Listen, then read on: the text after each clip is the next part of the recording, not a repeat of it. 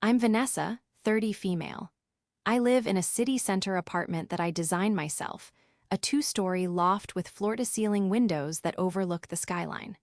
My life is structured, successful, and serene, built brick by brick from the ruins of a childhood I've worked hard to forget. It's a life that belongs entirely to me, with no debts owed to anyone from my past. That past was supposed to be dead and buried, but yesterday, a single letter arrived, threatening to excavate the grave I'd spent 15 years digging. Before this story unfolds, I'd love to connect with you. Please let me know in the comments where you're watching from and what time it is in your corner of the world. It's amazing to see how far these stories can travel. The hum of my high-end espresso machine is the first sound I hear most mornings. It's a comforting, predictable sound, a stark contrast to the chaotic noise that defined the first 15 years of my life. My apartment is a testament to my obsession with order and control. Every line is clean, every surface uncluttered. The walls are adorned with framed blueprints of my most successful projects: a sustainable community center, a modern art museum, and a luxury residential tower that won a National Design Award last year. These aren't just decorations, they're trophies. They are proof that I can build something permanent and beautiful out of nothing. My firm, which I co-founded with two colleagues from university, is my pride and joy. We specialize in restorative architecture, taking old, dilapidated buildings and giving them new purpose. It's ironic, I suppose, that my entire career is based on salvaging things others have discarded. I can see the potential in a crumbling facade or a rotted foundation, but I've never been able to apply that same principle to the ruins of my own family. For me, some structures are just meant to be demolished, not restored. My best friend, Noah, says I treat my life like one of my projects, meticulously planned, with every variable accounted for. He's not wrong. Noah has been my foundation since the original one was ripped out from under me. We met in high school, shortly after I'd started living on my own. He was the only one who didn't ask invasive questions. He just saw a girl who ate her lunch alone and decided to sit with her. He shared his chips, and in return, I eventually shared the carefully edited version of my story. He's a graphic designer, a creator of beautiful things in a two-dimensional world, while I build them in three.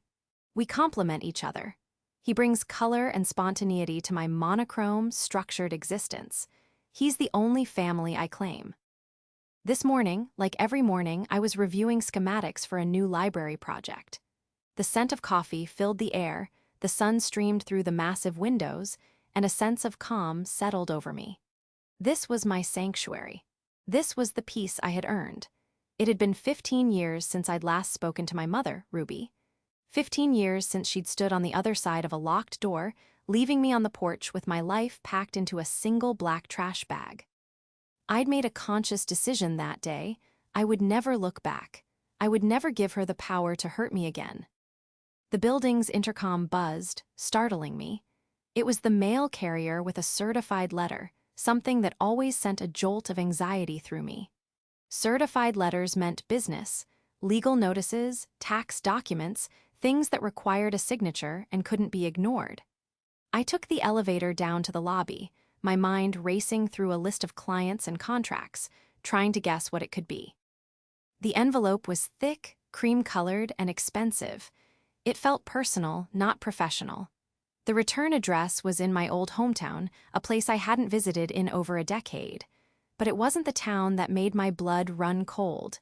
It was the name written in elegant, looping cursive: Ruby. I stood in my pristine, minimalist lobby, the heavy glass doors sealing me off from the bustling city outside. The world seemed to fade into a dull hum. My hands started to shake, a feeling so foreign that it frightened me. I hadn't allowed myself to feel this vulnerable in years. The letter felt like a ghost, a specter from a past I had sworn was exorcised. For a long moment, I considered dropping it in the lobby's recycling bin. I could pretend it never arrived.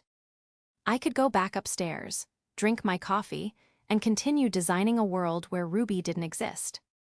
But I couldn't. The 15-year-old girl inside me, the one who cried herself to sleep on a friend's lumpy couch, needed to know. She needed to understand why now, after all this silence, the ghost had decided to speak. With a deep, steadying breath, the kind I take before a major client presentation, I slid my thumb under the seal and broke it. Inside was a professionally printed invitation. It was for her 55th birthday party, a lavish-looking affair at some gaudy event H.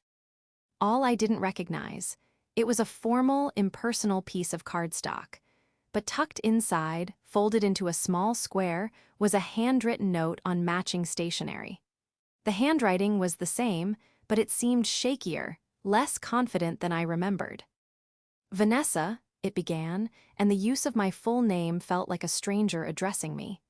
"I know I have no right to ask you for anything, not after all this time, but I'm turning 55 and the only gift I want is to see my daughter again.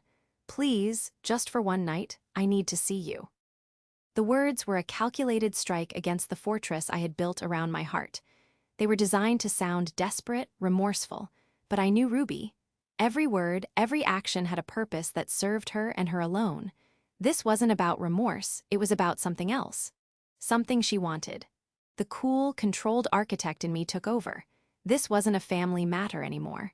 It was a problem to be solved, a structure with a hidden weakness I needed to find. The invitation wasn't an olive branch. It was a blueprint, and I was determined to figure out what exactly my mother was trying to build. My quiet, orderly morning was over. The past was no longer in the past. It was in my hand, demanding to be dealt with. And for the first time in 15 years, I was willing to engage. Not for her, but for me. I needed to understand the why behind this to close the chapter on my own terms, not hers. The foundation of my life was strong, and I was no longer the scared girl she had thrown away. This time, I would be the one in control. To understand why a simple birthday invitation could unravel me, you have to understand the night of October 24th, 15 years ago. It wasn't a singular, explosive event that led to my exile. It was the culmination of years of walking on eggshells, of being a constant, low-grade disappointment to a woman who saw me not as a daughter, but as a reflection of her own failed aspirations. Ruby had me when she was young, and she never let me forget it. She'd given up her dreams of being, well, the dream changed depending on the day. Sometimes it was a famous artist, other times a savvy businesswoman or a world traveler. Whatever it was, I was the anchor holding her back. My father was a ghost in our story, a man who left before I could form any memories of him, and she wore her single mother status like a martyr's cross. Our small, rented house was always tense. It was a place of conditional love. Good grades earned me a week of peace. A misstep, like a forgotten chore or a C on a quiz, earned me the silent treatment or a monologue about her sacrifices. I learned to be invisible, to take up as little space as possible. My bedroom was my sanctuary, a place where I could sketch buildings and cities, dreaming of a world I could construct and control. The catalyst for my final day was my report card. I'd brought it home with a sense of cautious pride. I had all A's and one B+. The B+ was in physical education, a subject I despised. I was clumsy, uncoordinated, and hated the competitive nature of team sports. But to Ruby, that B+ wasn't a minor imperfection, it was a personal insult. It was proof of my mediocrity, a flaw in the perfect daughter she demanded I be. I found her in the kitchen, smoking a cigarette at the small Formica table, staring out the window. The air was thick with her discontent.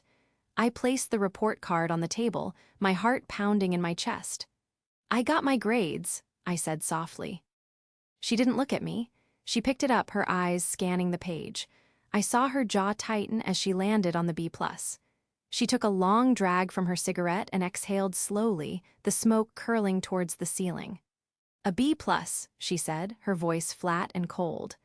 "Always something, isn't it? Always one thing you can't get right."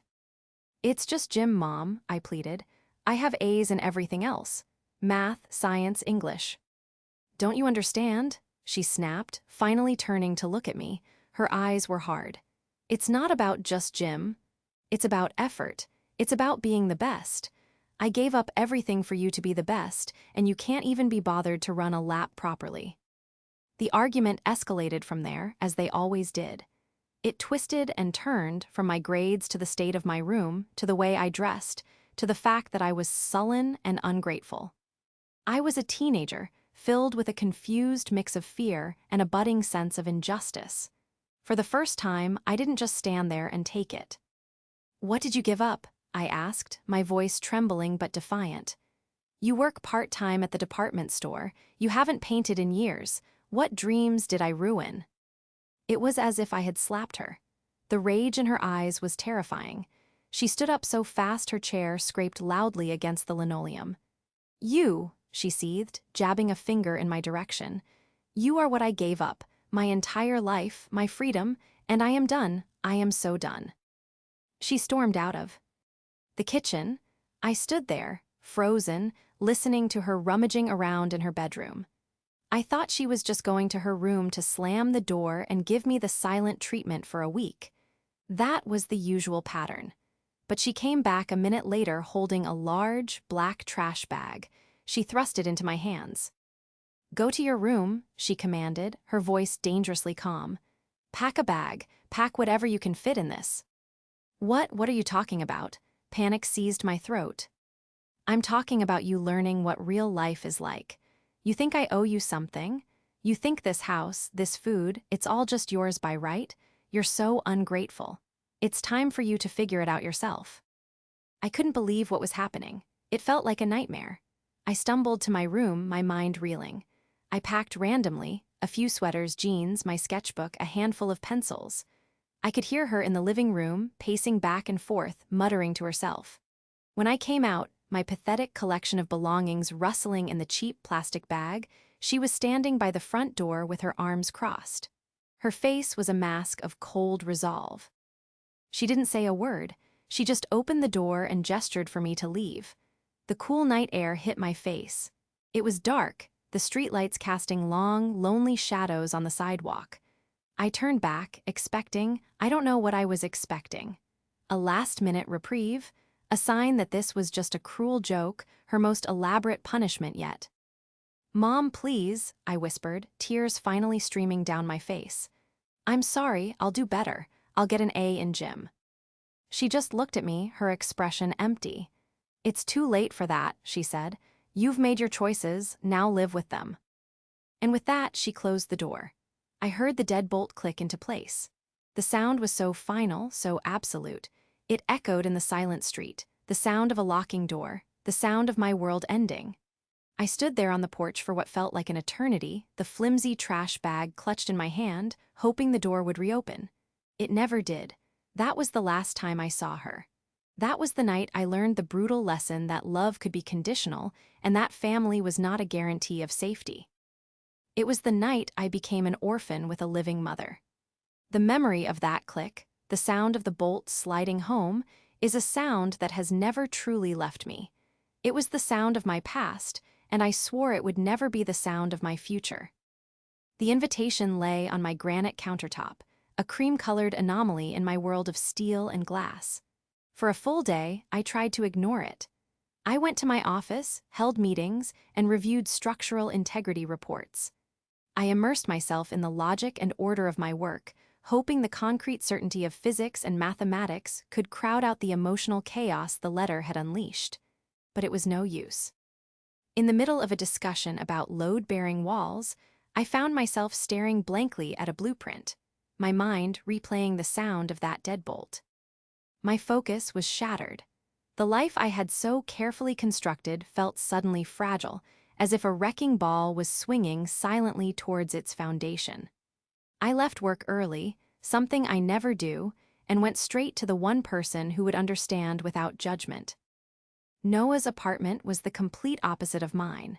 It was a vibrant, chaotic explosion of color and creativity. Canvases leaned against the walls, design books were stacked on every available surface, and a half-finished digital mural glowed on his massive computer monitor. He opened the door with a paintbrush tucked behind his ear and a smudge of teal paint on his cheek. "V," he said, his brow furrowing with concern the moment he saw my face. "You look like you've seen a ghost." "I think I have," I replied, stepping inside. I wordlessly handed him the invitation and the handwritten note. He read them both, his expression shifting from curiosity to a dark, protective anger. When he looked up, his eyes were stormy. "After 15 years," he said, his voice low. 15 years of absolute silence, she sends this, a party invitation. Is she serious? "There was a note," I said numbly, sinking onto his well-worn sofa. "She said she wants to see me." Noah scoffed, tossing the invitation onto his coffee table as if it were contaminated. "She wants something, V. People like her don't just change. They don't wake up one day and decide to atone for that," he said, gesturing vaguely in a way that encompassed the entirety of my traumatic past. "There's an angle. There's always an angle." He was right, of course. My logical brain knew he was right. But the wounded 15-year-old inside me, the part I thought I had buried long ago, was whispering a dangerous question. What if she's changed? What if she's finally sorry? "I know," I said, running a hand through my hair. "But why now? Why after all this time? I've run through every S. Scenario: does she need money? Is she sick? Did she find religion?" Noah sat down next to me, his presence a familiar comfort. "It could be anything. Maybe her new partner is pushing her to make amends. Maybe she wants to parade her successful architect daughter in front of her friends to make herself look good. With Ruby, the most selfish reason is usually the right one." We spent the next hour dissecting the letter, analyzing every word choice, every curve of her handwriting. Was the shakiness of her script genuine, a sign of age and regret, or was it a calculated performance? The invitation itself was another clue. It was for a party at the Willows, a high-end event venue on the outskirts of our old town. It wasn't a cheap place. Where is she getting the money for this? I wondered aloud. She was a part-time clerk at a department store. That doesn't exactly pay for catered parties at the Willows. This brought us to the other name on the invitation. The party was hosted by Ruby and her partner, Jessica. I barely registered the name when I first read it, but now it stood out. I had no idea my mother was with someone new, let alone a woman. For a moment, I felt a strange pang of nothing. Not surprise, not curiosity. Just a dull acknowledgement of a life that had moved on entirely without me, a life I knew nothing about. "Jessica," Noah mused, tapping the name on the card. "Maybe Jessica has money. Maybe she's the one orchestrating this whole reunion tour." The thought was unsettling. The idea of a stranger, this Jessica, being the driving force behind this sudden reappearance in my life felt like a violation. It made the whole thing feel even more disingenuous. It wasn't a mother reaching out to her daughter. It was a strategic move by a third party. My phone buzzed on the table, an unknown number. My heart leaped into my throat. On a wild impulse, I answered it, putting it on speaker. "Hello," I said, my voice steadier than I felt. A woman's voice, cheerful and overly polished, responded. "Hi, is this Vanessa? This is Jessica, Ruby's partner. I'm so glad I could reach you.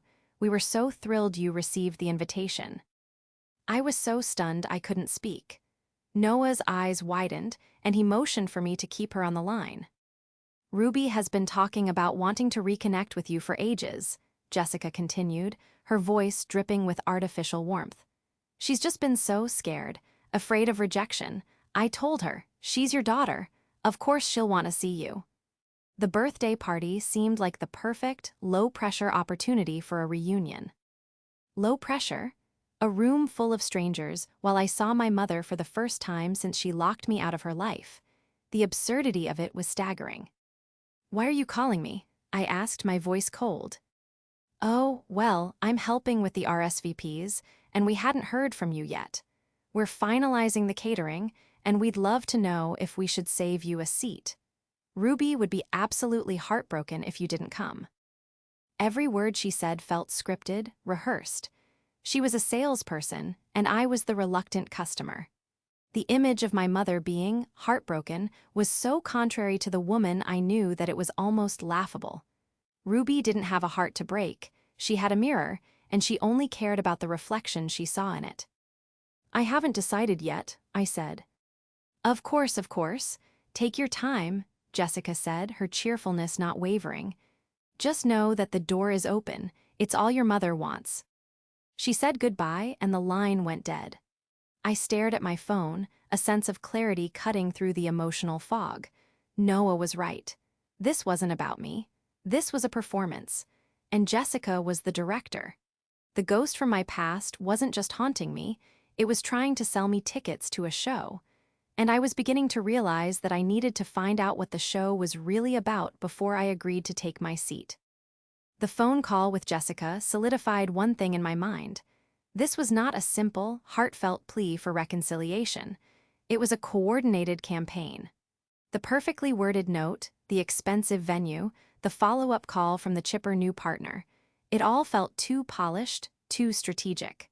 My grief and confusion began to morph into a cold, sharp-edged curiosity. I wasn't just the wounded daughter anymore. I was the architect, and I needed to see the full blueprint before I could understand the purpose of the structure. "I need to know what's really going on," I told Noah, pacing around his studio. "Before I even consider going to that party, I need leverage. I need information." Noah, ever my loyal co-conspirator, was already pulling his laptop closer. "So, we're going into reconnaissance mode. I like it. What are we looking for?" "Everything," I said. "Ruby, Jessica, their life, are they in debt? Are they pillars of the community? Who is this Jessica person, and why is she so invested in this reunion?" Our investigation started with the basics: social media. It felt cheap and invasive, but it was the fastest way to get a glimpse into the life they were projecting to the world. Ruby didn't have much of a public profile, just a sparsely updated page with blurry photos of garden gnomes and shared recipes. It was Jessica's profile that was the goldmine. Her profile picture was a professionally taken shot of her and Ruby, both of them beaming, dressed in expensive-looking clothes. They were standing in front of a large, modern house that I didn't recognize. The caption read, "Living my best life with my amazing partner." Her entire feed was a carefully curated highlight reel of a perfect life. Photos from vacations in Europe, fine dining, charity galas, and endless posts about her consulting business. Her business, Jessica Sterling Consulting, had a sleek website, but it was vague on details. It was full of corporate jargon like synergistic solutions, paradigm shifts, and holistic growth strategies. There were no client testimonials, no portfolio of work. It was a facade, a digital storefront with nothing behind it. "She's selling air," Noah muttered, scrolling through the site. "She's a lifestyle consultant or something equally meaningless." "But she has money, or at least she projects the image of it," I observed. "Look at the house, the travel. That doesn't come from a retail manager's salary." The next layer was public records. It took some digging, but we found the deed for the house in the pictures. It was solely in Jessica's name, purchased about 5 years ago. We also found records of Jessica's divorce from a wealthy businessman a year before that. The settlement had clearly been substantial. It seemed my mother had landed on her feet, or rather, on the very comfortable feet of a wealthy, recently divorced woman. This painted a clearer picture. Ruby had a benefactor, but it didn't explain why they needed me. If they were so well off, they didn't need my money. So what was it? The real breakthrough came from a less conventional source. I remembered a distant cousin, a woman named Carol, who had always been the family gossip. She was my mother's age, and they had run in the same circles years ago. I hadn't spoken to her in 15 years, but I still had her number saved from an old address book. I hesitated, my finger hovering over the call button. This was a step further than online searching. This was actively reaching into the past. "Do it," Noah urged gently. "She'll talk. People like that always want to talk." I took a deep breath and made the call. Carol answered on the second ring, her voice exactly as I remembered, a little too loud, a little too nasal. She was shocked to hear from me, but the shock quickly gave way to an insatiable curiosity. "Vanessa, my goodness, I haven't heard from you since you were knee-high. How are you, dear?" I kept it brief, explaining that I was an architect living in the city and that I was doing well. Then I got to the point. "I'm calling because I received an invitation to my mother's 55th birthday party," I said, trying to sound casual. I was surprised to hear from her after all this time. I see she's with a partner now, Jessica. That was all the prompting Carol needed. The floodgates opened. Oh, Jessica, she said, a conspiratorial tone creeping into her voice. Yes, Ruby really hit the jackpot with that one. Met her at a networking event about 6 years ago. Jessica had just come into a lot of money from her divorce. Next thing you know, Ruby quits her job, moves into this big fancy house, and starts acting like she's the Queen of England. Carol went on to describe how Ruby and Jessica had spent years trying to climb the local social ladder, hosting elaborate dinner parties and donating just enough to charities to get their names in the local paper's society column. But, she explained, they were never truly accepted. They're outsiders, Carol said with a hint of satisfaction. People are polite to Jessica because of her money, but they all know Ruby's story. They know how she treated you. It's the town's worst-kept secret. And that's why they can't get into the country club or get on the board of the Arts Council. They have money, but they don't have the reputation. And then, she delivered the final, crucial piece of the puzzle. Jessica has been trying to launch a new venture, Carol explained. Some high-end, wellness retreat for wealthy women. She's been trying to get investors from the local elite, but no one will bite. They don't trust her. They see her as a flashy opportunist. And her association with your mother isn't helping. Suddenly, everything clicked into place. The blueprint was finally clear. This wasn't about a mother's remorse. It wasn't about a broken family. It was about business. It was about public relations. They didn't need my forgiveness. They needed my story. Or rather, a new, revised version of it. A story where the estranged daughter, now a successful and respectable architect, comes home full of forgiveness. A story that would whitewash Ruby's past and, in turn, lend legitimacy to Jessica's future. My presence at that party wouldn't be a reunion, it would be a celebrity endorsement. I would be their star exhibit, proof that they were good, wholesome people worthy of investment and social acceptance. The coldness I felt was profound. They were trying to renovate their reputation using me as a building material. They hadn't counted on the fact that I was an architect. I knew a flawed foundation when I saw one, and their entire plan was built on a lie. Thank you, Carol, I said, my voice dangerously calm. You've been incredibly helpful. I hung up the phone and looked at Noah. He saw the look in my eyes and knew instantly. So, he asked. So, I said, a slow, predatory smile spreading across my face. We're going to a birthday party, and I'm going to bring a gift, the truth. The game had changed. I was no longer the pawn. I was the architect of what was to come, and I was about to design a demolition plan. The 2 weeks leading up to the party were a masterclass in controlled fury. The hurt, the sadness, the flicker of hope that Ruby might have changed, all of it was gone, burned away by the cold, hard reality of her intentions. What remained was a quiet, methodical resolve. This was no longer about confronting a mother who had abandoned me. It was about dismantling a carefully constructed business proposal. Ruby and Jessica saw me as an asset to be leveraged. They were about to learn that I was, in fact, a liability. My revenge would not be a screaming match or a tearful, dramatic scene. That's what they would expect. That's what they could spin. Oh, my poor, damaged daughter, Ruby would say to her guests. She's still so hurt. It's been so hard on all of us. No, my approach needed to be precise, professional, and undeniable. It had to be an architectural demolition, bringing the structure down by strategically targeting its weakest support beams. The plan had 3 phases, each designed to peel back another layer of their facade. Phase 1 was acceptance. I called Jessica back 2 days after our initial conversation. I put on my most pleasant, professional voice, the one I use for difficult clients. Hello, Jessica, it's Vanessa. I've had some time to think, and I'd love to come to the party. I think it's time we put the past behind us. The relief in her voice was palpable.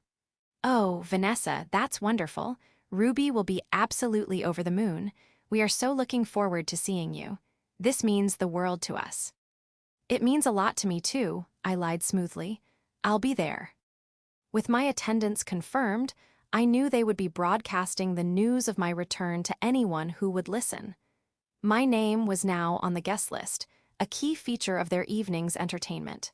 Check. Phase 2 was the gift. What do you give the mother who threw you away? The answer was simple. You give her back the story she tried to erase, but you frame it in a way no one can ignore. Noah, with his graphic design genius, was essential for this part. I didn't want to just tell the story, I wanted to show it. We spent hours in his studio. I gave him every detail I could remember about my life after I was kicked out. He took my narrative and transformed it into a visual masterpiece. We created a custom-bound, high-quality photo album, the kind you'd see at a wedding. It looked elegant and expensive, wrapped in white leather with the words, "The Foundation," embossed in gold on the cover. The first page was a single, high-resolution photo of the front door of our old house, the one she had locked behind me.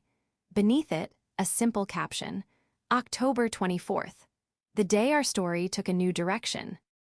The following pages were a timeline. On one side, we put public information and photos we'd found of Ruby and Jessica's life over the past 15 years, their lavish vacations, their new house, photos from their society events.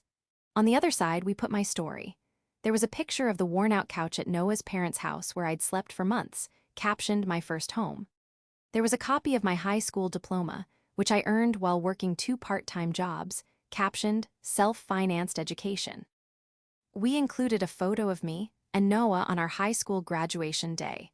No family in sight.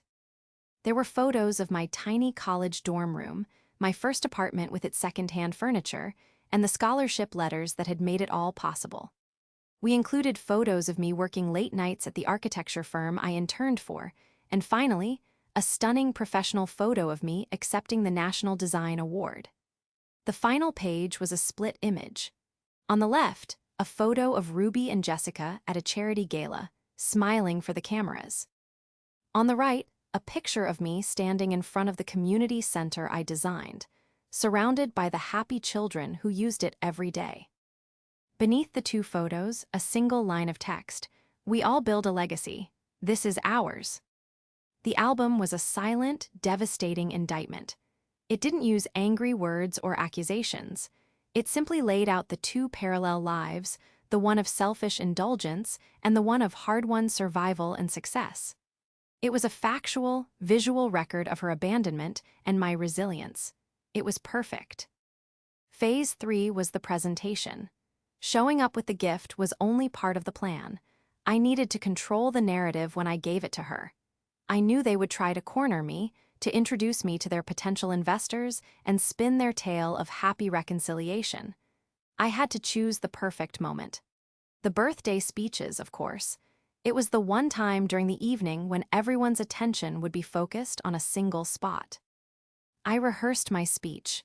It wouldn't be long, but it would be powerful. I would be calm, articulate, and completely in control. I would thank her for the invitation and for the greatest gift she ever gave me. "What's that?" Noah asked as we finalized the plan. I smiled. Her absence. The motivation to build a life she could never be a part of. I'm going to thank her for teaching me how to be completely self-reliant. The final piece was my own appearance. I bought a new dress, a beautifully tailored, understated, and incredibly expensive sheath dress in a deep charcoal gray. It was the color of steel and concrete. It was professional, powerful, and screamed success without being flashy. My hair and makeup would be flawless. I would not look like a victim. I would look like an architect, a woman who builds empires. With the plan in place, a sense of calm settled over me. There was no more turmoil, no more doubt. I knew my purpose. For 15 years, Ruby had owned the story of my abandonment. She was the one who held the power, the one who closed the door. Now, I was returning not as the girl who was locked out, but as the woman who had built her own palace. And I was about to hand her the eviction notice from my life, once and for all. The Willows was even more ostentatious than I had imagined. A sprawling, faux Tuscan villa with an absurd number of columns and fountains, it was the kind of place designed to project wealth without possessing any real taste. As I pulled my car into the valet line, I took a deep, centering breath. Game time. I walked into the grand ballroom with my head held high. The room was buzzing with the low hum of polite conversation and the clinking of champagne glasses. It was filled with people in their 50s and 60s, dressed in their country club best. They were the local elite Jessica and Ruby were so desperate to impress. I could feel their eyes on me as I entered, a ripple of whispers following in my wake. I was the guest of honor they didn't know they were waiting for.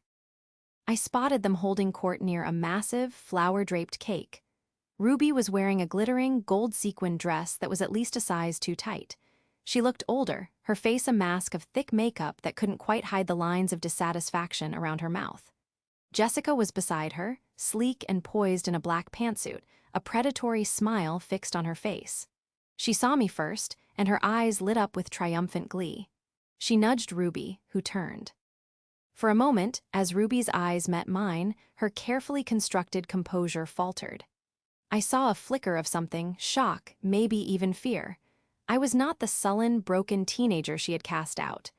I was a confident, self-possessed woman, and my presence seemed to unnerve her. Jessica recovered first, gliding towards me with her hand outstretched. "Vanessa, you came, you look absolutely stunning. We are so happy to have you here." "Hello, Jessica," I said, my voice even and cool. I turned my attention to Ruby. "Mother." The word felt foreign on my tongue. Ruby managed a shaky smile. "Vanessa, my dear, it's been too long." Her attempt at warmth was so transparent it was painful. She reached for a hug, but I subtly shifted, holding up the elegantly wrapped gift. "I brought you something," I said, preventing the embrace. "Oh, you shouldn't have," she gushed, taking the heavy, rectangular box. For a second, I thought she might open it right there, but Jessica, ever the stage manager, intervened. "Let's save the gifts for later, darling. Speeches are about to start. Come, we have some very important people who are just dying to meet you." As predicted, I was immediately paraded around a small circle of what I assumed were the potential investors. A silver-haired man named Mr. Abernathy, who apparently owned half the commercial real estate in town, and his stony-faced wife. Jessica introduced me with a flourish. "This is Ruby's daughter, Vanessa. She's a world-class architect in the city. She's been so busy with her incredible career, but she made sure to come home for her mother's special day. Family is just so important, isn't it?" she chirped, looking pointedly at Mrs. Abernathy. I played my part beautifully. I smiled, shook hands, and spoke eloquently about my latest project. I let them believe the fantasy. I could see them sizing me up, my success and composure reflecting positively on the mother who stood beside me, beaming with false pride. They were buying it completely. The foundation was set. Now it was time for demolition. After a few minutes of excruciating small talk, Jessica tapped a glass for attention. The room quieted. She gave a gushing, saccharine speech about Ruby, calling her the most resilient and kind-hearted woman she'd ever known.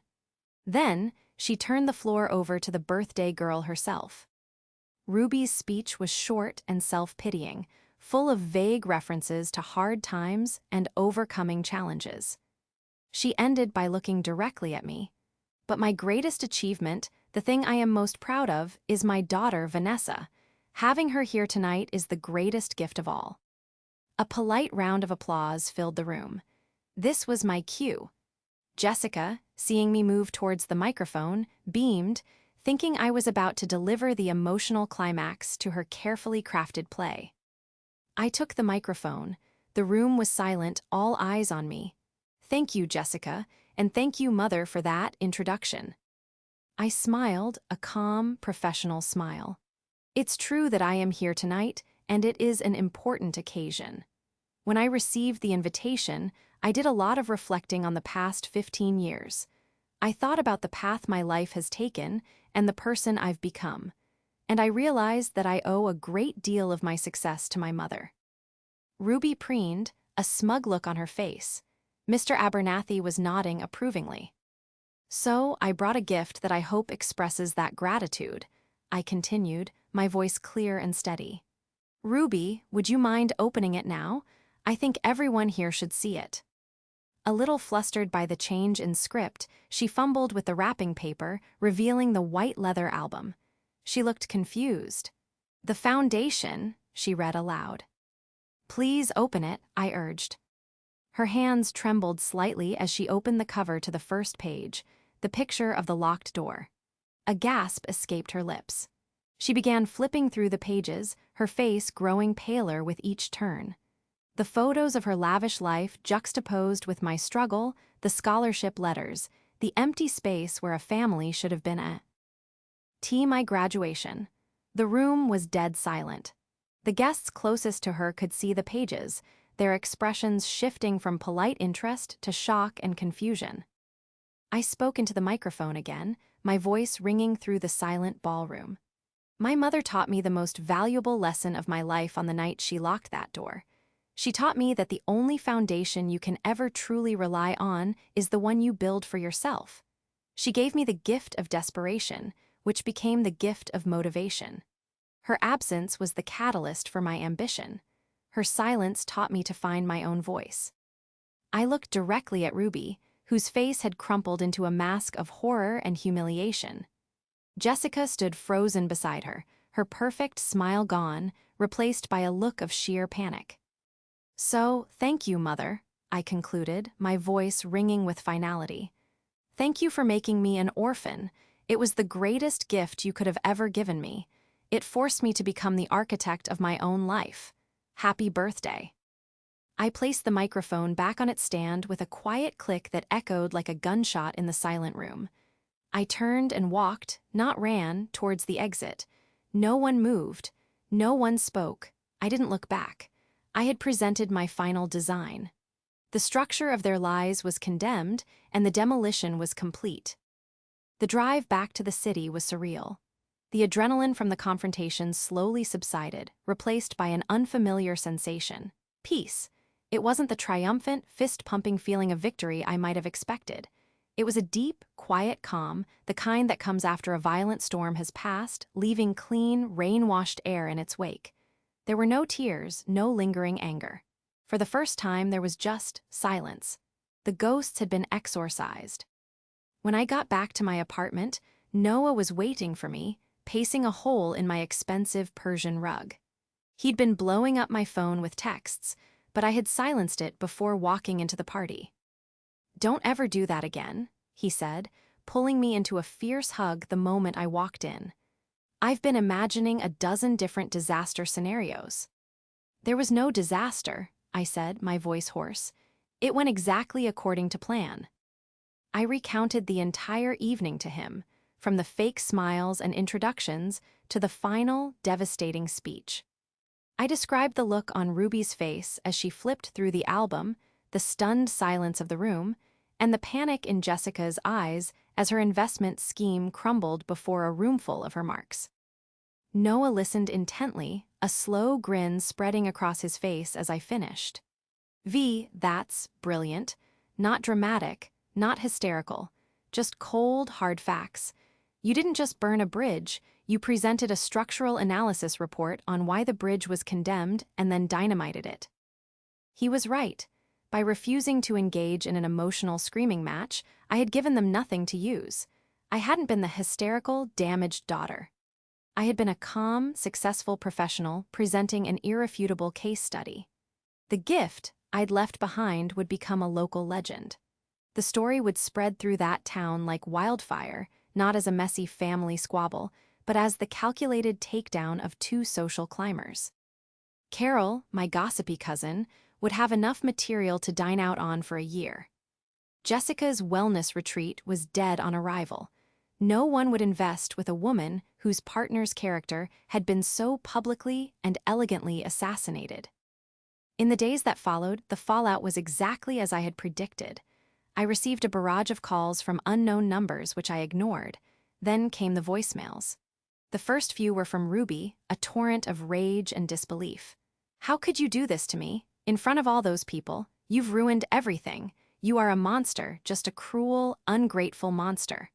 The victim narrative was her default setting, and she played it to the hilt. Then came the voicemails from Jessica.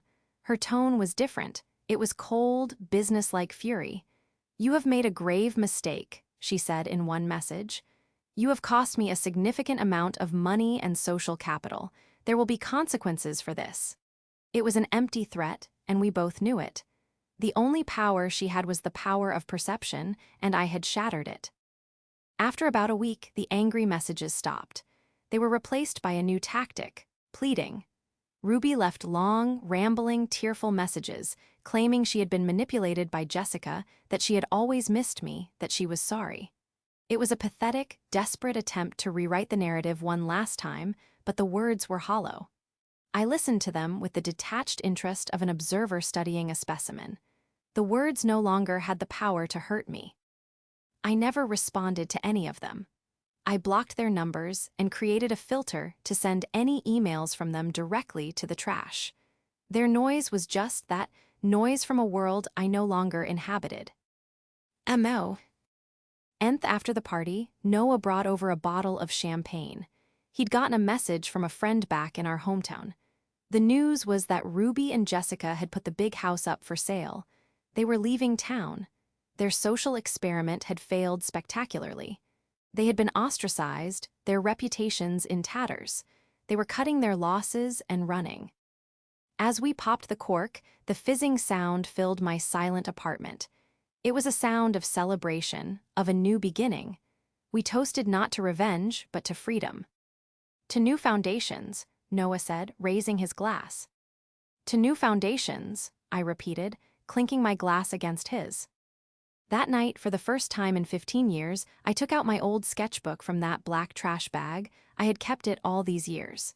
I flipped to the back pages, where a scared 15-year-old girl had sketched her dream house.